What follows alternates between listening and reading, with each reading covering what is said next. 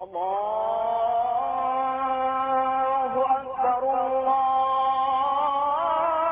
اکبر۔ السلام علیکم ورحمۃ اللہ وبرکاتہ۔ الحمد للہ رب العالمین والصلاة والسلام علی رسولہ الکریم،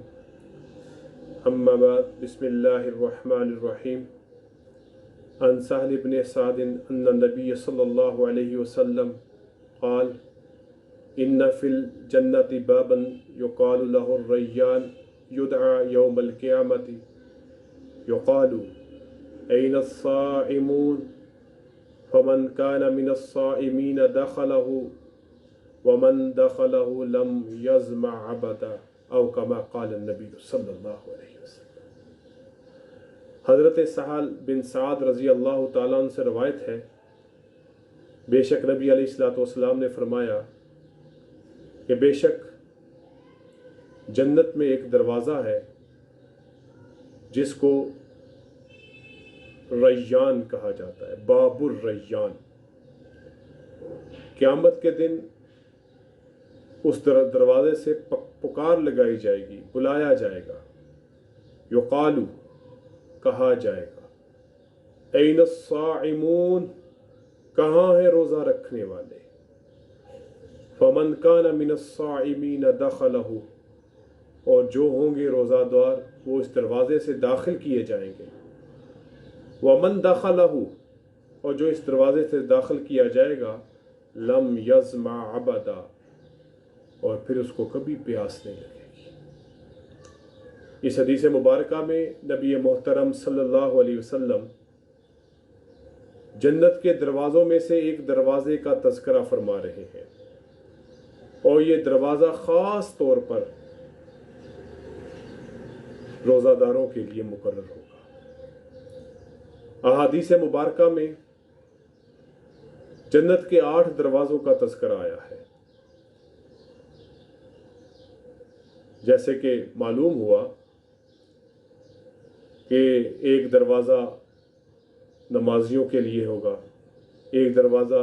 صدقہ خیرات کرنے والوں کے لیے مخصوص ہوگا، ایک دروازہ زکوٰۃ دینے والوں کے لیے ہوگا،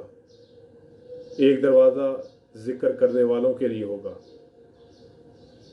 اسی طرح ان 8 دروازوں میں ایک دروازہ مخصوص ہوگا باب الریان کے نام سے، یہ دروازہ روزہ داروں کے لیے مخصوص ہوگا۔ تو یہاں پر جب قیامت کا دن ہوگا تو پکار لگائی جائے گی اس دروازے سے، آئین الصائمون روزہ دار کہاں ہیں، اور پھر فمن کان من الصائمین جو کوئی روزہ دار ہوگا دخلہ وہ اس کو اس دروازے سے داخل کر دیا جائے گا۔ اب یہاں پہ ایک سوال پیدا ہوتا ہے، دروازے تو جنت کے 8 ہیں،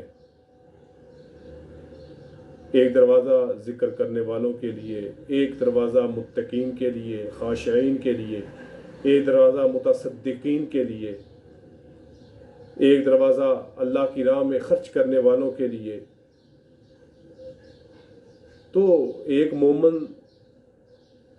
اگر مالدار ہے تو وہ زکوٰۃ بھی تو دیتا ہے، مسلمان ہے وہ نماز بھی تو ادا کرتا ہے، مسلمان ہے وہ اللہ سے ڈرنے والا بھی ہے، مسلمان ہے وہ اللہ کا ذکر بھی کرنے والا ہے۔ تو ہونا تو یہ چاہیے کہ ایک مسلمان جس کے اندر یہ تمام خوبیاں پائی جاتی ہیں، ہر دروازہ اس کو پکار لگائے۔ تو صرف روزہ دار اس کے لیے ایک دروازہ مخصوص کر دیا گیا باب الریان کے نام سے، تو اس میں کیا حکمت ہے؟ یقیناً بندہ مومن ان تمام صفات سے متصف ہوتا ہے، لیکن اس بندے کے اندر جس نیکی کی کرنے کی سب سے زیادہ تگو دو ہوگی وہ دروازہ اس کے لیے مخصوص ہوگا۔ ایک بندہ مومن روزے رکھتا ہے، نماز پڑھتا ہے، خشوع و خضوع والا ہے، متقی ہے، ذکر کرنے والا ہے، اب سارے دروازے اس کے لیے ہونے چاہیے، لیکن ایک دروازہ کیوں پکار لگا رہا ہے؟ تو اس کی وجہ یہ ہے کہ وہ کرتا سب کچھ تھا، لیکن ان سب کاموں میں سے جو روزہ دار تھا وہ روزے کے حقوق اور روزے کی جو ادائیگی ہے وہ بہت زیادہ کرتا تھا، لہٰذا تمام خوبیوں کے ساتھ اس کے اندر روزے کے رکھنے کی اور اس کی روزے کی پابندی، چاہے رمضان کے ہوں، اس کے علاوہ نوافل جو روزے اس کی پابندی کیا کرتا تھا۔ اس لیے ایک دروازہ اس روزہ دار کے لیے مخصوص کر دیا گیا، اور جب وہ روزہ دار کو اس دروازے سے پکار لگائی جائے گی تو وہ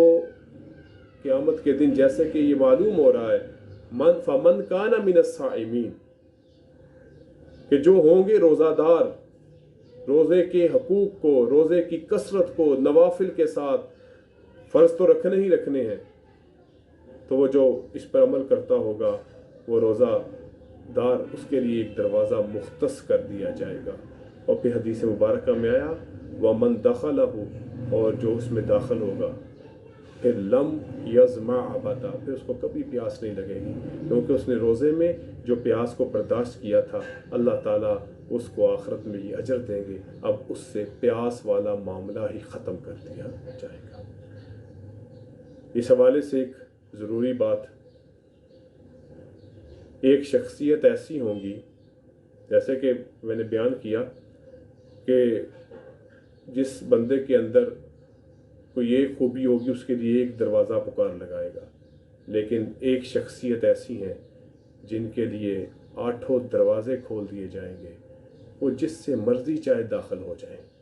اور وہ شخصیت ہے حضور اکرم صلی اللہ علیہ وسلم کے یار غار حضرت ابو بکر صدیق رضی اللہ تعالیٰ عنہ کے لیے ان کی یہ خصوصیت ہے کہ ان کے لیے 8 دروازے ان کا استقبال کریں گے۔ بہرحال اللہ تعالیٰ ہمیں رمضان کی برکات کو سمیٹنے کی توفیق عطا فرمائے، اور رمضان کے علاوہ بھی نفلی روزے رکھنے کا اہتمام کرنے کی توفیق نصیب فرمائے، تاکہ یہ باب الریان ہمیں پکارے اور ہم اللہ کے فضل و کرم سے اس دروازے سے جنت میں داخل ہونے والے بن جائیں۔ اللہ تعالیٰ مجھے اور آپ سب کو عمل کی توفیق عطا فرمائے۔ وآخر دعوانا ان الحمد للہ رب العالمین، والسلام علیکم